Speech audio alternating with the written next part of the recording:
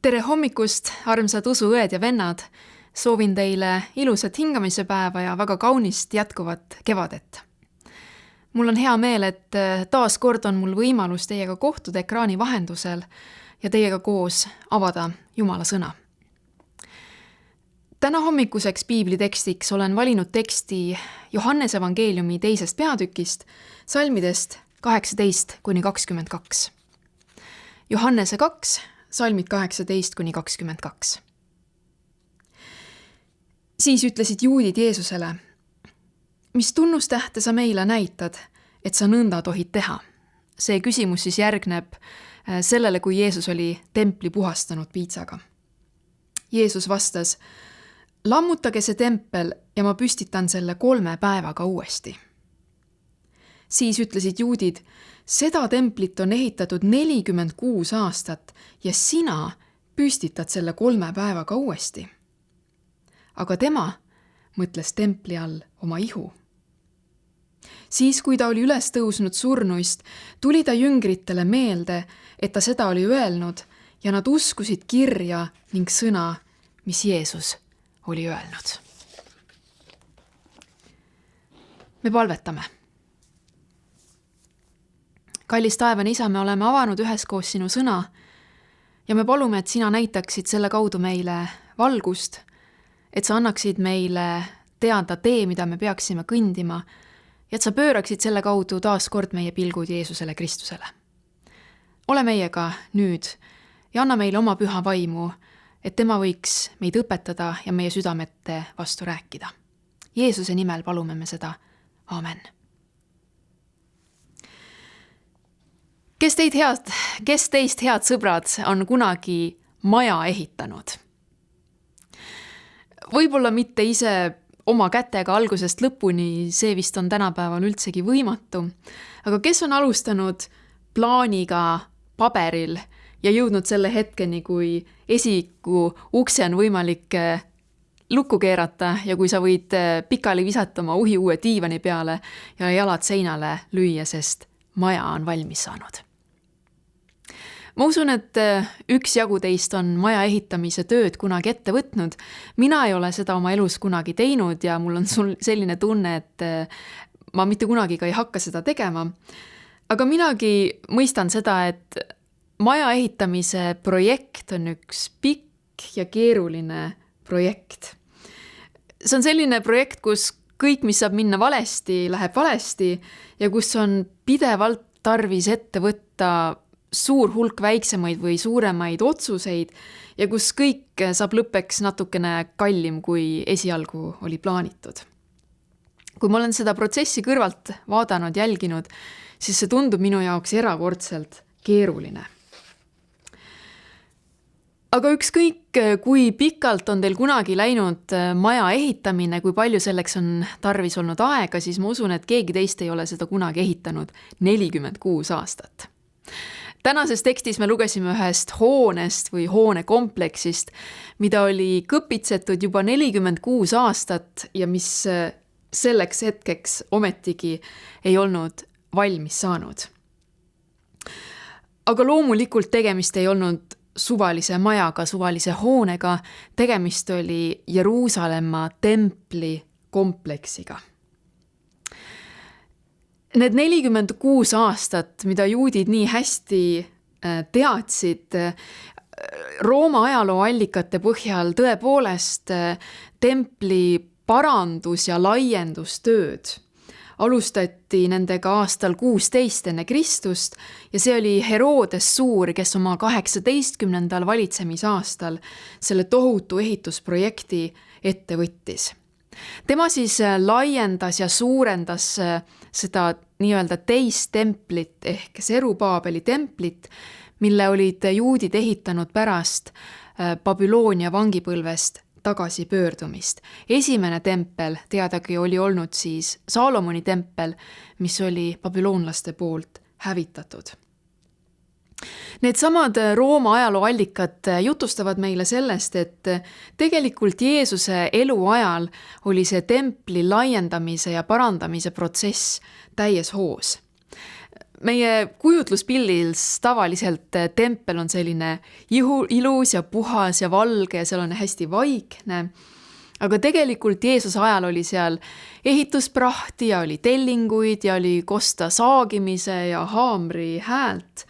Ja lõplikult sai see meeletu ehitustöö valmis alles 64. aastal pärast Kristust, ehk siis iroonilisel kombel ainult käputäis aastaid enne seda, kui see uuesti ja jäädavalt hävitati aastal 70. Aga see ehitustöö, mida Herodes oli siis templi juures ette võtnud, oli väga-väga uskumatult vägev. Ja see ei olegi üldse ju imestada, et rahvast tegelikult voolas antiikse maailma igast nurgast Jeruusalemma, et näha seda antiikse maailma imet. Herodes laiendas Templimäel asuvat templikompleksi umbes poole võrra, nii et lõpuks sai sellest antiikse maailma kõige suurem pühakoda. Kõige suurem pühakoda üldse. Ja seal oli loomulikult valget marmorit, seal oli karda ja kulda, seal oli vastandudes kõrbepühamule ja esimesele templile üsna keerukas eesõuede süsteem ja väga-väga range reeglistik selles osas, kes tohtis seal kuhu minna. Ja lisaks ohvri toomise ja jumalateenistuse paigana oli tempel tuntud ka sellise tavalise rahva kogunemise paigana ja juudi suurkohtu ehk Sanhedrini kooskäimiskohana. Neil oli seal templikompleksis eraldatud oma ruumid. Ja Jeesus nüüd satub selle ehitustöö, aga teisest küljest selle kulla ja karra keskele ja ta teatab siin šokeerides kõiki juute, et selle uhke ja rahva jaoks nii tähtsa ja püha templikompleksi võib tegelikult buldooseriga maha tõmmata, sellepärast et tema võib selle asemele 3 päevaga ehitada uue templi. See oli tema kaasaegsete kõrvus peaaegu võrdne Jumala teotusega. See ei olnud lihtsalt ebaviisakas või ebarealistlik mõte, vaid see lubadus või ähvardus tabas otse juutide religioosse uhkuse ja rahvusliku identiteedi keskpunkti. Aga loomulikult, nagu Johannes nii tihti oma evangeeliumis mängib selliste konfliktidega, kus üks räägib ühest asjast ja teine räägib teisest asjast ja aru nad üksteisest ei saa ja kokku see dialoog kuidagi ei klapi, siis, sest siin on tegemist ju jällegi arusaamatusega. Ja selle loo jutustaja sosistab meile ühe väga-väga olulise tükikese infot, mis sellel hetkel selles olukorras olevatele inimestele ei olnud ju kättesaadav. Johannes ütleb meile väga vandeseltslaslikult, tegelikult Jeesus selles olukorras ei mõtle siin uue templi püstitamist, vaid ta mõtleb templi all tegelikult oma ihu. Ja nende sõnade juures tahaksin täna veidikene peatuda. Mõtiskleme Jeesuse sõnade sügavama tähenduse üle. Jeesus seisab siin templi kõrval või templi õuel ja ta osutab enda ümber sellele kaunile kompleksile ja ütleb tegelikult, seda siin enam teile tarvis ei ole. Sama hästi me võime selle siin buldooseriga maha tõmmata, sellepärast et selle paiga funktsioon on nüüdseks täidetud. Mina ise oma ihus, oma ohvri surmas ja üles tõusmises täidan nüüdsest alates kõiki templi funktsioone. Mina olen Jumala tempel inimeste keskel. Mina olen tee Jumala juurde. See siin on oma aja ära elanud. Ainus, mis nüüdsest alates loeb, on see siin.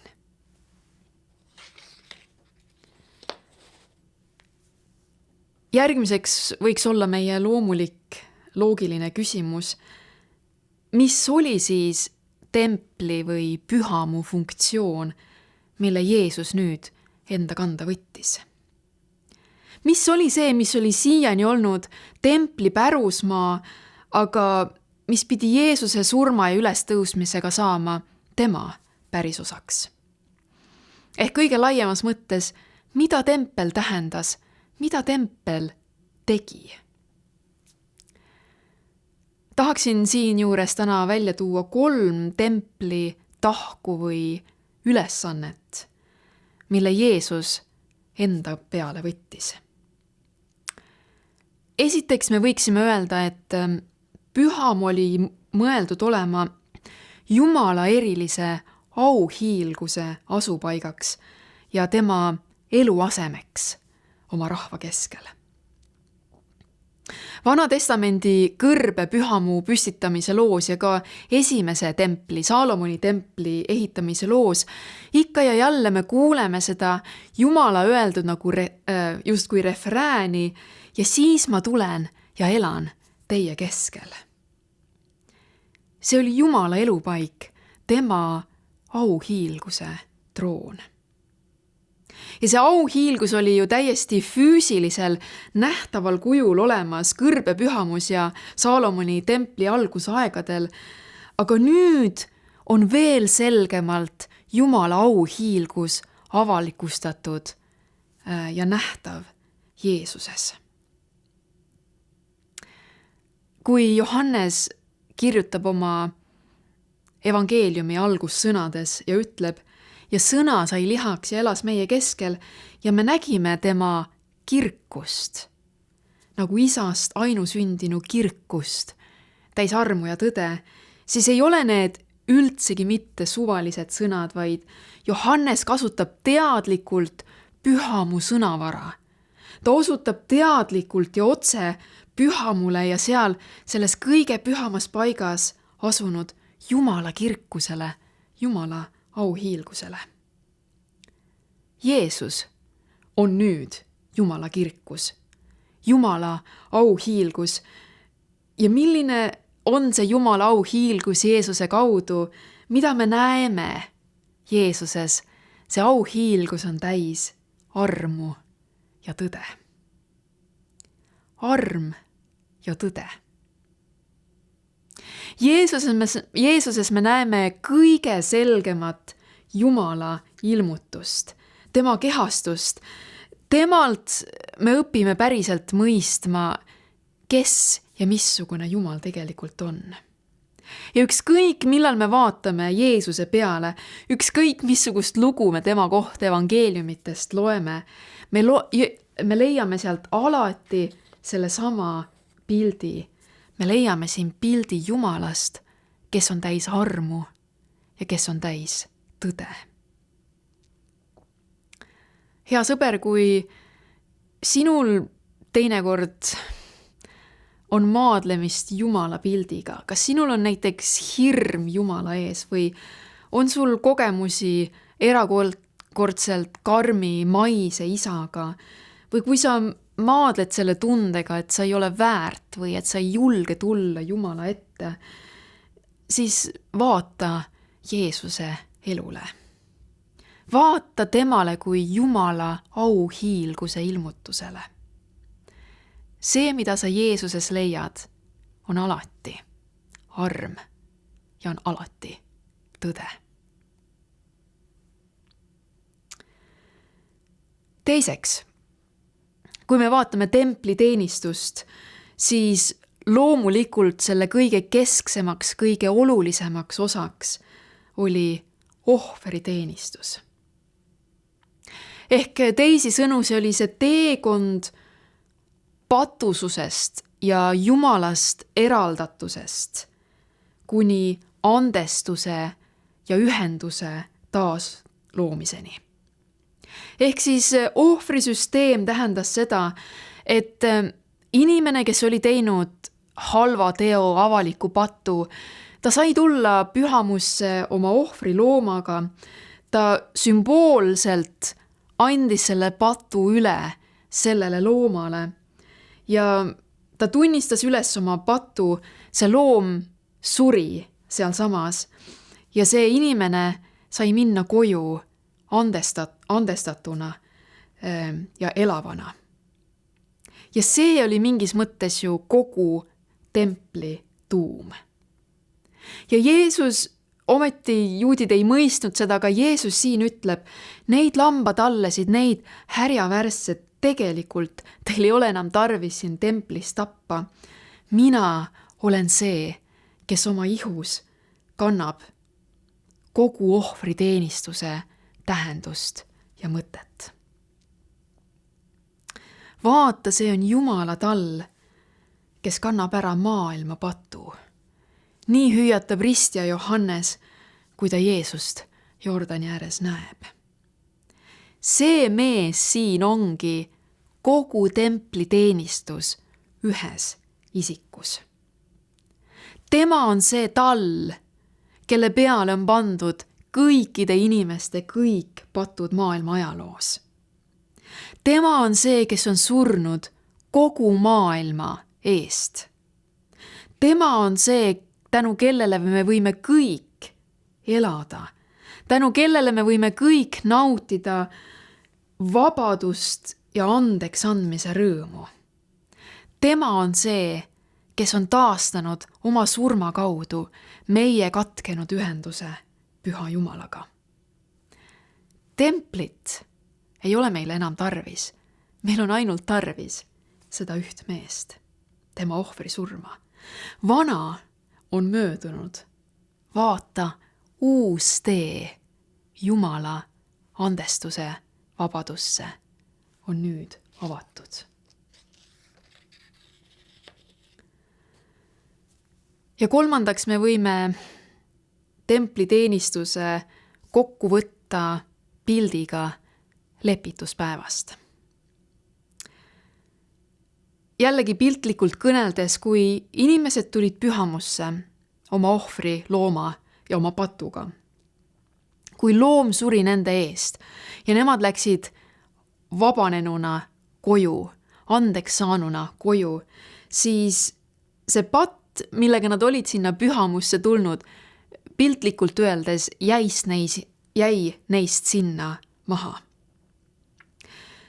Sa tulid patusena, läksid andeks saanuna, aga patt jäi sinust sinna maha ja nii kõikide inimeste patud piltlikult öeldes muudkui kuhjusid ja see kuhi järjest kasvas ja kasvas aasta jooksul.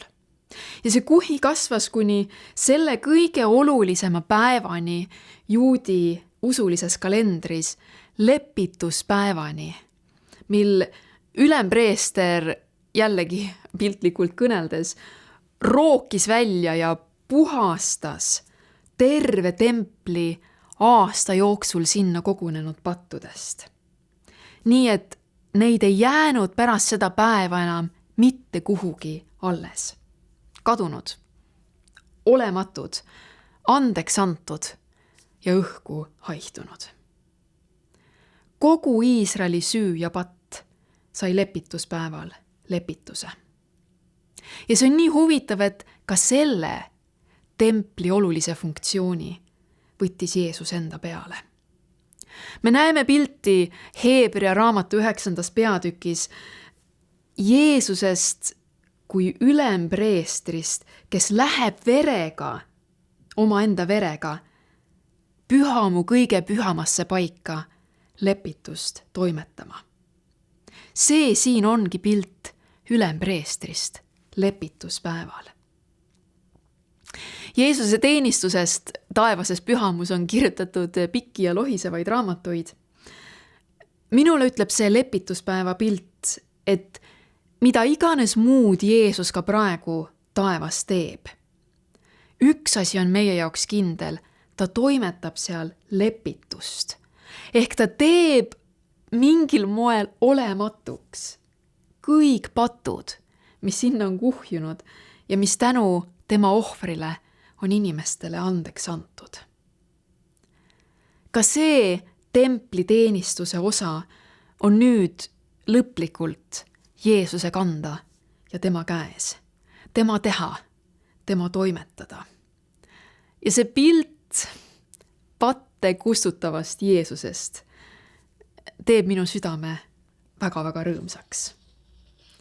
Ma arvan, et see ehk võiks olla üks pilt, mida me võiksime rohkem inimeste silme ette tõsta. Pilt Jeesusest kui ülempreestrist, kes kaotab ära andeks antud patud sellest universumist.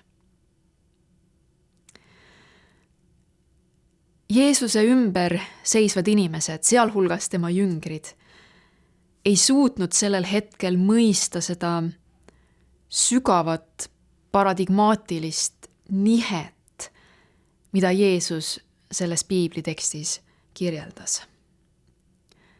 Nad ei suutnud sellel hetkel hoomata Jeesuse sõnade sügavamat tähendust.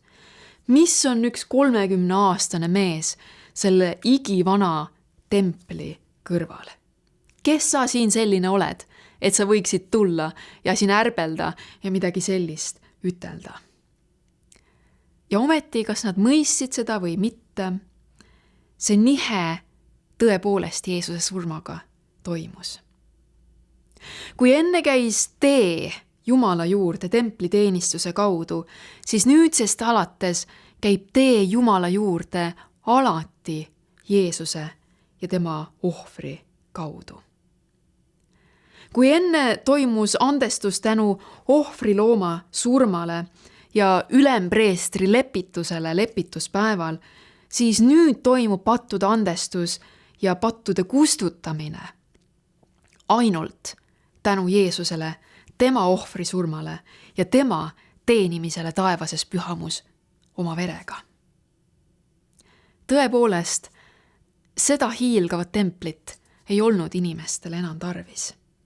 Ainus, keda neile tarvis oli nüüd Jeesus.